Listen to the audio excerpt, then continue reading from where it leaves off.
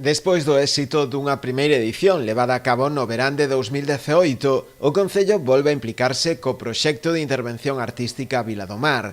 Neste caso serán 4 artistas, 3 muralistas, Iria Fafián, Secone e Julia Gil, e un escultor, Tucho Abalo, os que se están a encargar da realización das intervencións. Impulsar un pouco e facer que pasen cousas a través do arte para mover conciencias, para inspirar, para crear unha comunidade tamén aquí de xente que crea, que fai cousas, que construe.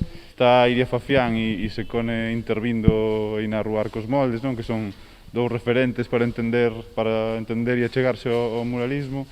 E está Julia Gil, que é un talento novo que sempre tratamos tamén de recoller xente de aquí e darlle a oportunidade de desenvolverse, non, nese ámbito.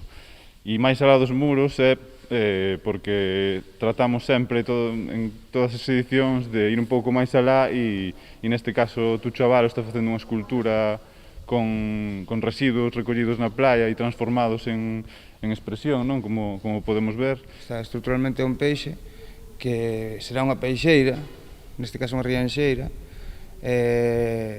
pois unha rianxeira, que é unha peixeira en forma de peixe, pareceme interesante. E sobre todo está feito con lixo recollido no mar, está redondo. Esta acción impulsada pola Plataforma de Arte Público Vila do Mar, a través da Asociación Ondiñas Mainas, conta coa colaboración do Concello, que ven nela un xeito de mellorar a imaxe da vila, recuperando espazos ata o de agora degradados. Desde un primeiro momento quixemos apoiar esta iniciativa social.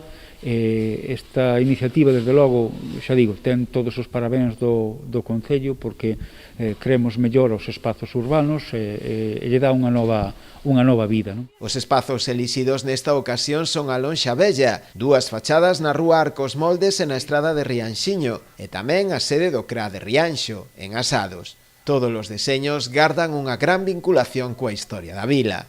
As previsións pasan porque os diferentes proxectos que xa van moi avanzados estean rematados para este domingo.